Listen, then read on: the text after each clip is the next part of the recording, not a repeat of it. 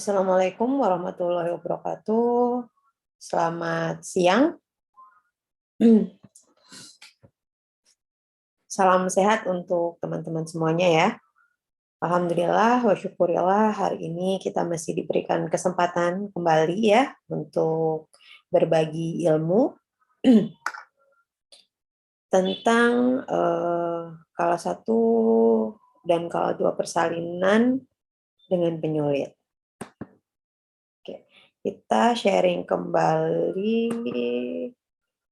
dan mengingat kembali tentang kala satu persalinan. Ini sebenarnya sudah saya berikan ya untuk materinya. Oke. Ini untuk kala satu dengan penyulit persalinan. Pertama adalah faktor-faktor yang mempengaruhi dari persalinan. Ya, pertama ada passage, kemudian ada passenger, ada power, ada posisi ibu dan ada psikologis. Di mana faktor-faktor tersebut yang akan berpengaruh untuk mempercepat daripada persalinan itu sendiri. Nah, yang pertama kita bahas yaitu passage atau jalan lahir, yang mana di sini terbagi dari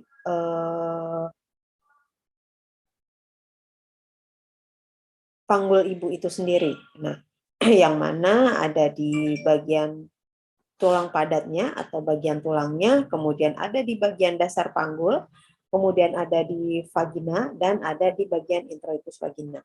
Yang mana faktor-faktor ini yang mempengaruhi dari jalan lahirnya ibu. Nah, nanti akan kita bahas lebih dalam lagi bagian tulangnya itu apa saja yang berpengaruh, yang bisa mempengaruhi proses persalinan tersebut. Yang kedua adalah dari passenger atau dari janin dan plasenta. Nah, di sini yaitu adalah yang mana janin itu akan bergerak turun gitu ya, melalui jalan lahir yang dipengaruhi dari ukuran dari kepalanya, kemudian dari presentasinya atau bagian yang ada di bawah ya, kemudian letaknya, lalu sikap dan posisi dari janin tersebut. Ya, ini bisa mempengaruhi dari jalan lahirnya karena ukuran kepala itu juga berpengaruh gitu ya. Nantinya kalau bayinya besar ya, ukuran kepalanya pasti akan besar. Nah, ini dikhawatirkan tidak sesuai dengan proporsi dari panggul ibu tersebut. Lalu selanjutnya adalah power atau kekuatan, yang mana kekuatan ini ataupun kemampuan ibu untuk melakukan kontraksi involunter dan volunter secara bersamaan untuk mengeluarkan janin dan plasenta dari uterus. Jadi kekuatan ibu juga menjadi salah satu faktor yang dapat mempengaruhi proses persalinan. Kemudian dari posisi ibu, nah posisi ibu ini mempengaruhi dari adaptasi anatomi dan fisiologi dari persalinan. Posisi ini bisa berdiri, kemudian untuk berjalan ini mungkin ketika pembukaannya masih sedikit ya dan belum ada ketuban pecah, nah, biasanya dianjurkan untuk berjalan-jalan. Nah, ini tujuannya juga sama agar terjadi penurunan dari kepala si bayi tersebut. Kemudian ada duduk dan jongkok. Lalu setelahnya adalah psikologis, yang mana ini psikologis juga sudah kita bahas di pertemuan sebelumnya. Tingkat kecemasan wanita selama bersalin akan meningkat jika tidak memahami apa yang terjadi pada dirinya atau yang disampaikan kepadanya. Jadi penting sekali dukungan gitu ya, dukungan support dari keluarga ataupun dari kita sebagai tenaga kesehatan yang lebih mumpuni dan tahu tentang ilmunya gitu ya. Jadi kita mendukung ibu tersebut agar ibu tersebut lebih percaya diri dalam menghadapi proses persalinannya.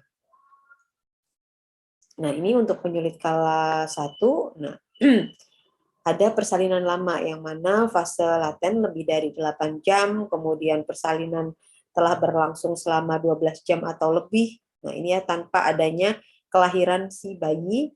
Kemudian dilatasi serviks di kanan garis waspada pada partograf. Nah, ini tentunya sudah mengalami kendala ya di fase aktifnya. Kemudian penanganan umum yang diberikan biasanya adalah menilai dengan segera keadaan umum dari ibu dan janin. Nah, ini bisa tanda-tanda vitalnya, kemudian juga tingkat hidrasinya, karena ketika prosesnya lama akan terjadi kekurangan ataupun kelelahan, apalagi tidak didukung makannya biasanya kan, karena psikologisnya juga kurang tertangani gitu, bisa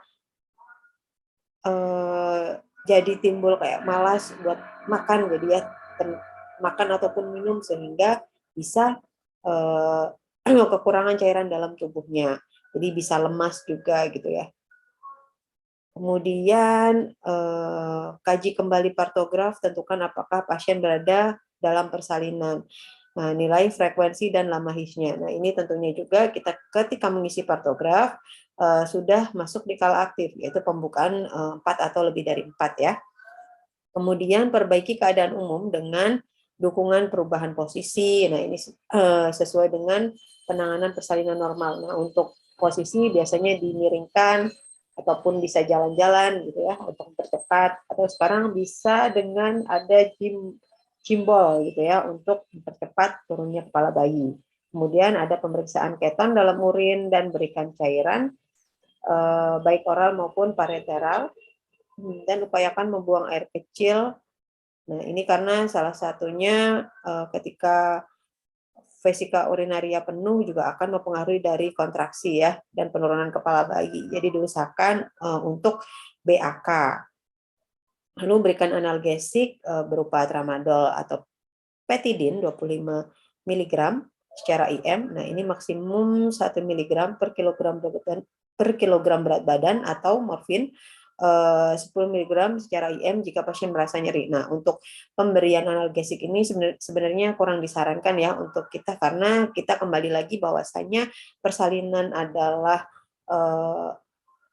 kondisi yang fisiologis yang normal. Nah, ini biasanya kita tanpa memberikan obat-obatan. Nah, untuk mengurangi rasa nyerinya dengan apa? Ya, kita biasakan untuk secara non farmakologi ya, dengan cara menghirup nafas, kemudian dikompres ataupun dielus-elus punggungnya. Jadi biasanya lebih pada tindakan yang non farmakologis. Kemudian untuk penanganan secara khususnya apabila ada persalinan palsu atau belum infartu, nah, biasanya periksa apakah ada ISK atau ketubannya sudah pecah. Jika didapatkan adanya infeksi, maka diobati. Jika tidak ada, pasien dibolehkan rawat jalan. Jadi apabila memang masih HIS palsu ya, ini disarankan biasanya memang di rumah gitu ya. Namun kita harus curiga apakah ada ketubannya pecah atau belum gitu ya. Kalau ada pecahnya ketuban, tentunya akan ada pemeriksaan selanjutnya dan ada observasi gitu ya.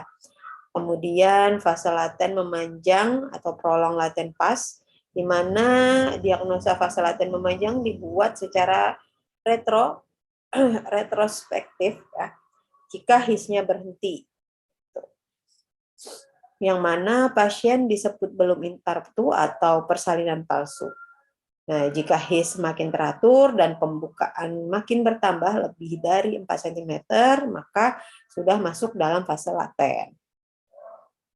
Nah, ini jika fase laten lebih dari 8 jam dan tidak ada tanda-tanda kemajuan, kita nilai ulang kembali untuk serviksnya. Lalu jika tidak ada perubahan atau pendataran dan pembukaan serviks dan tidak ada gawat janin, kemungkinan pasien tersebut memang belum infartu gitu ya. Masih belum masuk dalam proses persalinan. Lalu jika ada kemajuan dalam pendataran dan pembukaan serviks, lakukan amniotomi dan induksi persalinan dengan oksitosin dan prostaglandin. Tapi untuk melakukan amniotomi kita harus periksa lagi ya. Jadi jangan tiba-tiba di amniotomi, kita harus lihat dulu skor dari pelviknya. Lalu lakukan penilaian ulang setiap 4 jam apabila ini sudah masuk ke dalam partograf ya, pembukaannya sudah lebih dari 4 kali, kemudian 4 cm ya.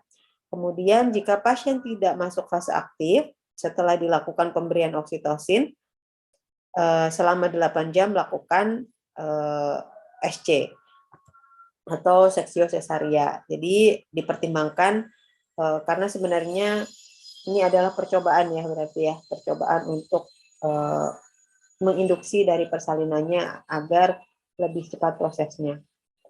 Kemudian jika didapatkan tanda-tanda infeksi, misalkan seperti demam, ada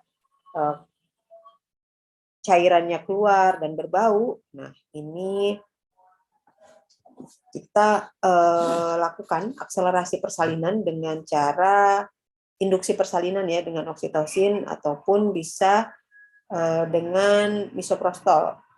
Nah, namun untuk akselerasi ini sendiri kita harus perhatikan ya, karena ini ada tanda-tanda infeksi, diusahakan untuk melakukan kolaborasi untuk pemberian oksitosin atau induksi persalinan. Kemudian juga untuk pemberian antibiotik, nah ini ya, ini sebenarnya harus sudah di tahap klinik ataupun rumah sakit. Ini dan berkolaborasi dengan dokter SPOG. Nah, karena di sini ada pemberian ampicillin ya, antibiotik, kemudian ada gentamisin juga, dan apabila tidak terjadi persalinan ya, maka dilakukan operasi SC. Jika dilakukan SC, selanjutnya pemberian antibiotik ditambah metronidazole 500 mg secara IV setiap 8 jam sampai ibu bebas demam selama 48 jam. Nah, ini untuk tindakan setelah dia SC tapi masih dalam kondisi infeksi gitu ya.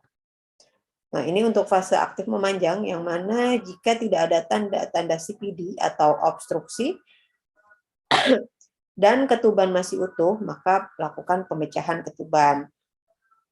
Kemudian nilai HIS, jika HIS tidak adekuat atau kurang dari 3 kali dalam 10 menit dan lamanya kurang dari 40 detik gitu ya, itu berarti HIS-nya belum adekuat. Namun apabila HIS-nya adekuat 3 kali dalam waktu 10 menit dan lamanya lebih dari 40 detik, pertimbangkan apakah kondisinya ada disproporsi ataupun ada obstruksi dan malposisi atau malpresentasi dari janinnya. Kemudian lakukan penanganan umum untuk memperbaiki HIS dan mempercepat kemajuan persalinan. Lalu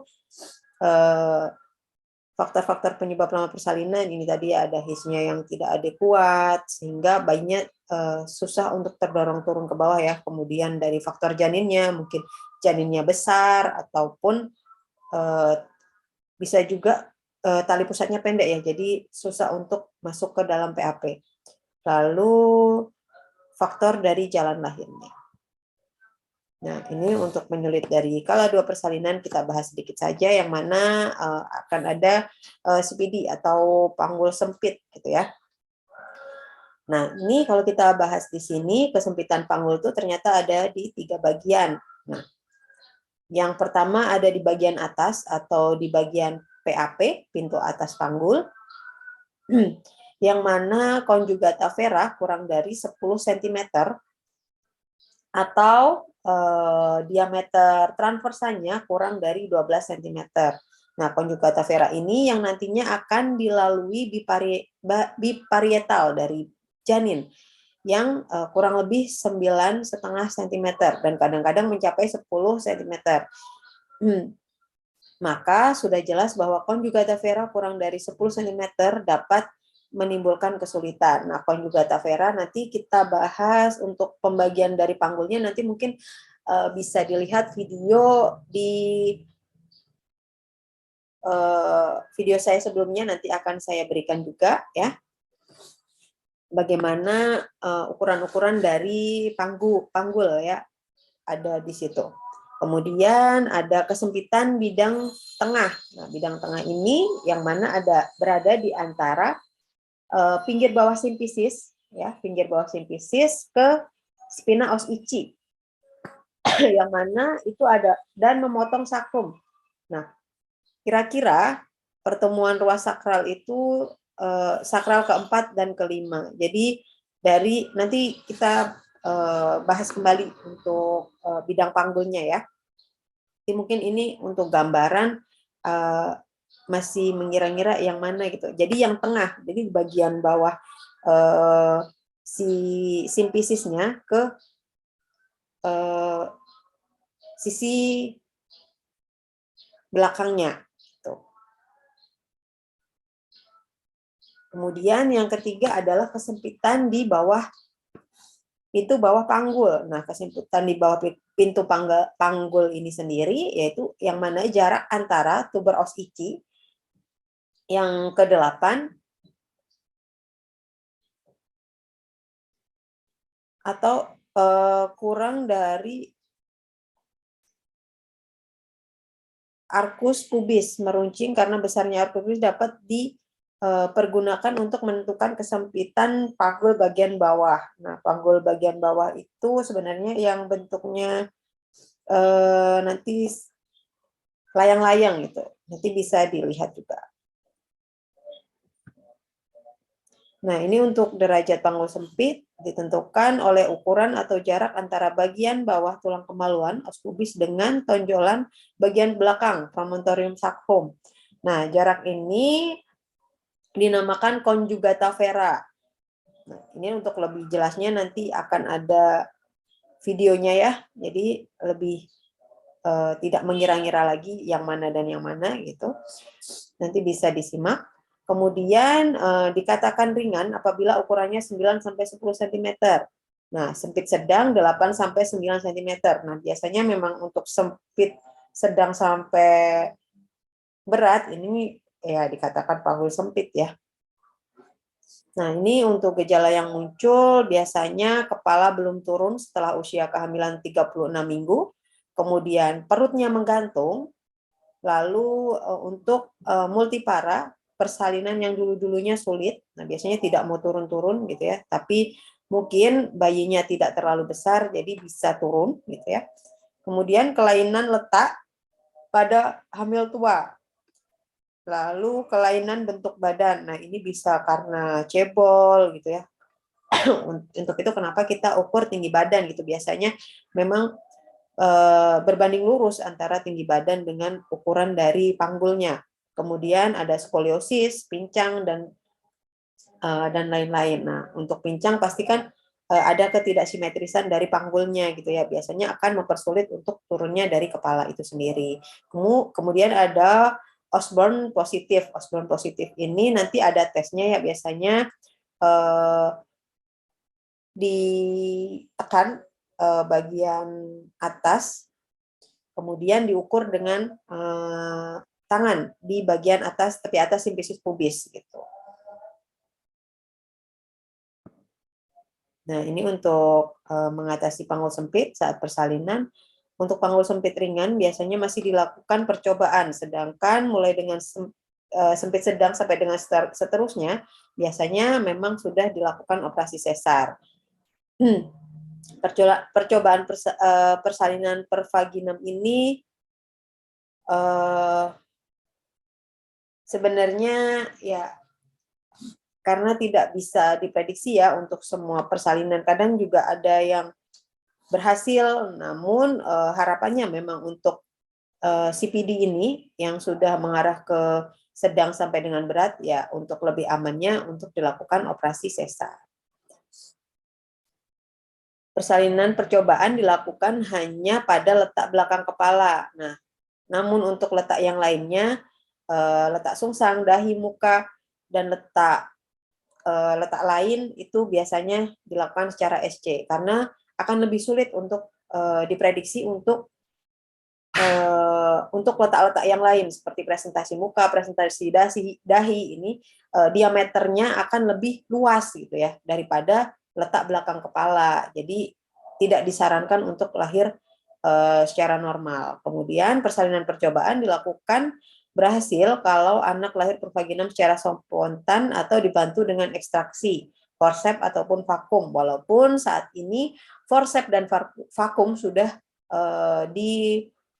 sudah minim sekali untuk dilakukan gitu ya, karena banyak sekali kontraindikasi yang muncul gitu. Dan belum tentu juga dilakukan forceps ataupun vakum bayinya dapat lahir gitu ya. Biasanya memang lebih dipilih untuk operasi SC. Jadi pertama untuk mengurangi angka kesakitannya dikhawatirkan tidak berhasil gitu ya. Jadi lebih difikirkan kembali untuk hal-hal yang kemungkinan akan terjadi. Gitu.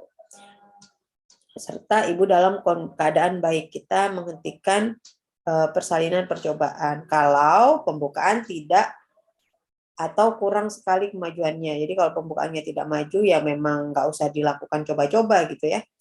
Kemudian keadaan ibu dan anak kurang baik. Nah, apalagi ini ya, kondisinya ibu. Tadi kan ada faktor-faktor yang mempengaruhi ya. Jadi kalau itu kondisinya kurang baik, terus DJJ-nya juga jelek, jangan sekali-kali dilakukan percobaan. Kemudian karena nanti ya ketika kondisi ibunya dan bayinya tidak baik, kalaupun toh kita berhasil melakukan percobaan persalinan gitu ya, nanti pasti akan ada indikasi bayinya untuk dilakukan resusitasi gitu ya. Jadi diusahakan kalau memang akan melakukan percobaan ini ya kondisi ibu dan bayinya dalam kondisi yang baik. Kemudian kalau ada lingkaran retraksi yang patologis, lalu setelah pembukaan lengkap dan pecahnya ketuban, janin dalam 2 jam tidak mau masuk ke dalam rongga PAP dan walaupun HIS cukup kuat. Nah ini dikhawatirkan dia memang CPD, kepalanya nggak mau turun. Lalu forceps gagal. Nah ini memang sudah jarang untuk saat ini. Kemudian ada letak sungsang, di mana letak sungsang ini jika janin terletak memanjang dengan kepala difundus dan bokong berada di bagian kafum uteri. Nah ini jenisnya ada bokong murni gitu ya. Presentasi bokong murni atau bokong sempurna. Lalu ada presentasi bokong kaki, kemudian ada presentasi bokong kaki tidak sempurna, kemudian ada presentasi kaki. Nah, untuk pertolongan sungsang saat ini juga sudah tidak direkomendasikan untuk ditolong secara mandiri di PMB ya. Jadi biasanya ketika memang bokong murni harapannya di rumah sakit. Khawatirnya terjadi itu tadi indikasi kepalanya terjepit terlalu lama akan ada gawat janin. Seperti itu. Lalu untuk letak lintang sendiri yaitu letak janin dengan posisi sumbu panjang janin memotong arah tegak lurus dengan sumbu panjang ibu. Pada letak oblik biasanya hanya bersifat sementara sebab hal ini merupakan perpindahan letak janin menjadi letak lintang atau memanjang pada saat persalinan. Biasanya memang kalau oblik masih ada harapan gitu ya, tapi ketika sudah lintang ya susah untuk dilahirkan secara normal. Kemudian presentasi occipito posterior atau puncak kepala. Nah, ini biasanya disebut presentasi sinciput terjadi jika derajat defleksi kepala ringan sehingga ubun-ubun besar merupakan rongga bagian ubun-ubun besarnya di rongga di bagian terbawahnya. Jadi disebut adalah presentasi puncak. Nah, ini ada presentasi dahi terjadi karena ekstensi parsial dari kepala janin sehingga letak lebih tinggi daripada sisiput. Kemudian kedudukan kepala berada di antara fleksi maksimal dan defleksi maksimal. Selanjutnya pemeriksaan abdomen biasanya kepala janin 3/5 di atas simfisis pubis, oksiput lebih tinggi daripada sinsiput. Nah, DJJ lebih jelas terdengar di bagian dada, yaitu di sebelah yang sama dengan bagian kecil dari janin. Kemudian pemeriksaan vagina teraba ubun-ubun besar. Biasanya kalau kita pada normalnya kita ubun-ubun kecil ya, kalau presentasi belakang kepala. Kemudian dan pada ujung lain teraba pangkal hidung dan lingkaran oblita. Nah, kemudian mulut dan dagu tidak teraba, biasanya kepala tidak turun dan persalinan macet. Kemudian untuk presentasi muka disebabkan karena hiperekstensi dari kepala janin sehingga tidak teraba oksiput maupun sinsiput pada pemeriksaan vagina. Nah, presentasi muka ini dikategorikan primer jika terjadi sejak kehamilannya, sedangkan dikatakan sekunder jika terjadi saat persalinan. Nah, untuk pemeriksaan abdomennya biasanya teraba lekukan antara oksiput dan punggung janin atau sudut Fabre ya. Dada akan teraba seperti punggung. Di bagian dada dapat pula teraba bagian-bagian kecil janin dan DJJ terdengar lebih jelas. Lalu untuk pemeriksaan vagina akan teraba muka atau mulut, kadang juga rahangnya gitu ya, hidung atau pinggir dari orbita ibu. Nah, kemudian untuk jari-jari mudah masuk ke dalam mulut janin. Nah, saat pemeriksaan ini ya, dikhawatirkannya akan teraba seperti ini. Kemudian dagu dapat sebagai indikator dari posisi janin tersebut, kita harus dapat membedakan dagu depan dan dagu belakang. Kemudian biasanya sering terjadi persalinannya lama, lalu kepala bisa lahir spontan bila presentasi dagu anterior dan fleksi. Presentasi dagu posterior, kepala tidak akan turun dan persalinan menjadi macet. Nah, jadi ini kalau persalinannya masih dagu anterior ya, masih ada kemungkinan gitu ya. Tapi kalau udah dagu posterior biasanya memang macet untuk persalinannya.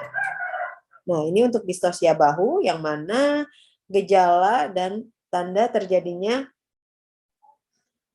bisa dilihat. Yang pertama adalah dari proses persalinan normal, kepala lahir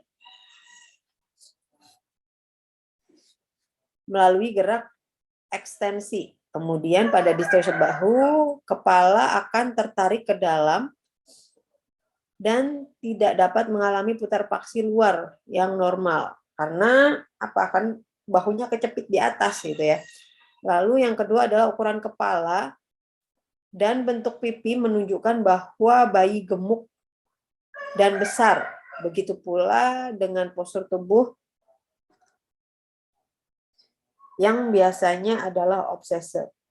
Nah, di sini memang ketika terlihat kepalanya gitu ya, kelihatan sekali. Jadi pipinya itu memang cabi gitu ya, cabi dan kelihatan bayinya besar.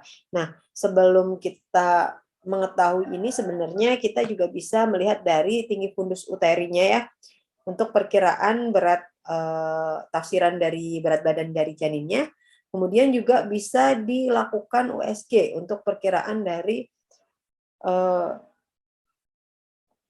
berat badan dari si bayinya tersebut. Kemudian usaha untuk melakukan putaran paksi luar, fleksi lateral, dan traksi tidak berhasil untuk melahirkan bayi. Nah, ini biasanya dilakukan manuver ya untuk distosia bahu ini.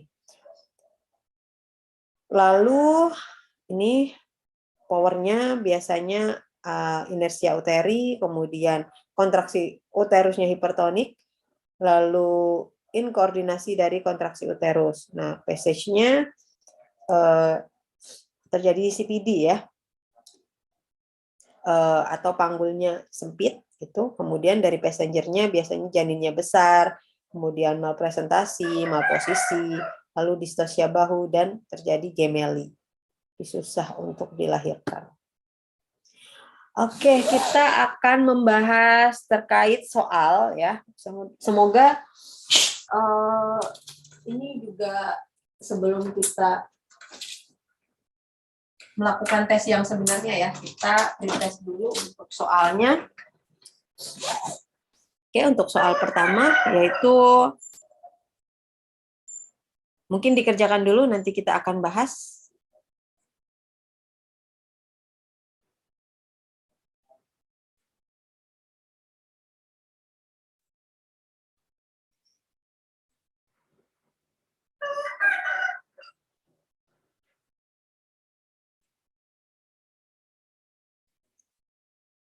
Oke, untuk soal yang pertama,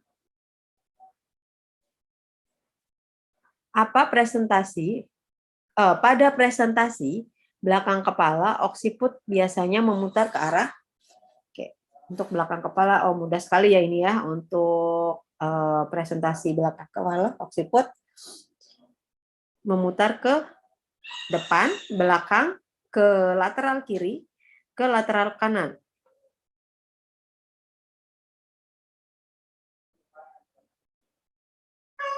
Oke, jawabannya adalah A ya. Memutar ke arah depan.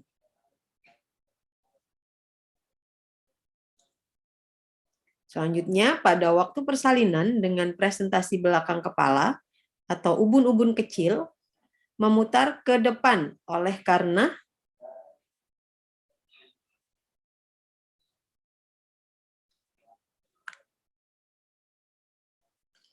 A. Ruang di depan lebih besar, B. Tekanan musculus levator ani dari belakang ya. Kemudian diameter anteroposterior panggul lebih kecil daripada diameter transversa, atau D. Semuanya benar.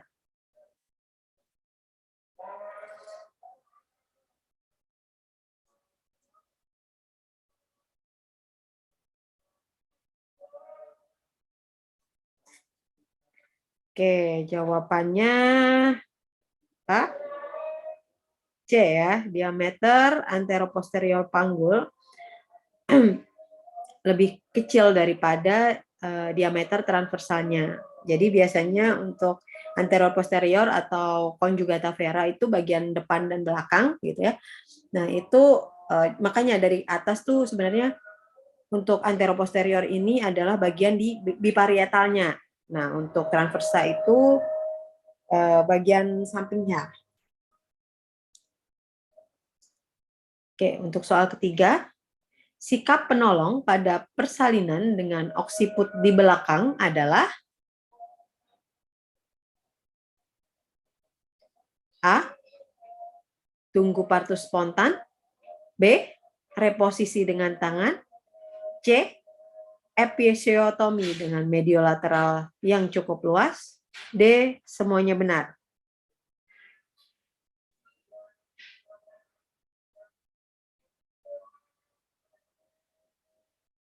Oke, jawabannya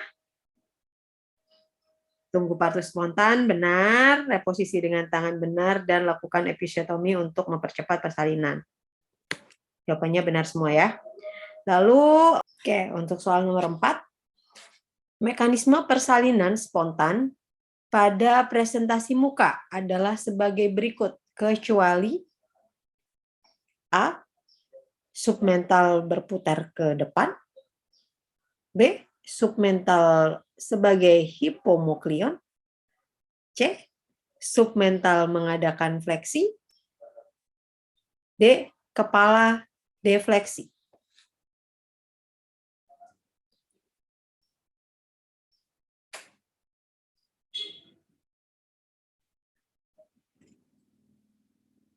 Oke, jawabannya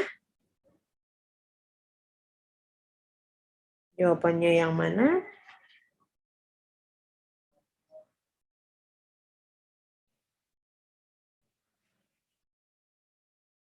Kecuali ya.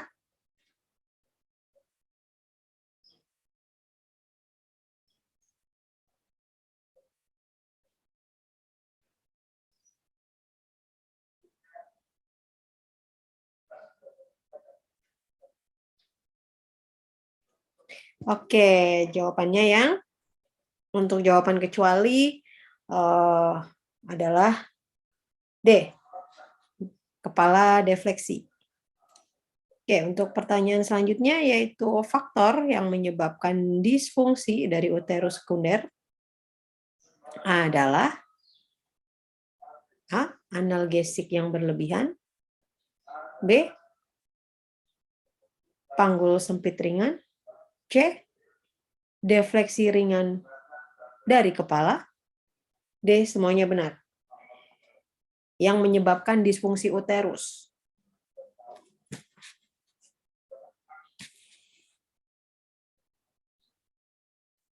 Oke, jawabannya analgesik yang berlebihan ternyata benar ya. Kemudian panggul sempit juga bisa menyebabkan disfungsi dari uterus, benar. Kemudian defleksi ringan dari kepala, dan jawabannya D, benar semuanya. Oke, terima kasih. Sudah selesai ya untuk materi hari ini. Saya ucapkan terima kasih untuk teman-teman yang sudah menyimak video ini. Saya mohon maaf apabila ada kesalahan dalam penyampaian. Saya tutup. Akhirul kalam, billahi taufiq wal hidayah. Wassalamualaikum warahmatullahi wabarakatuh.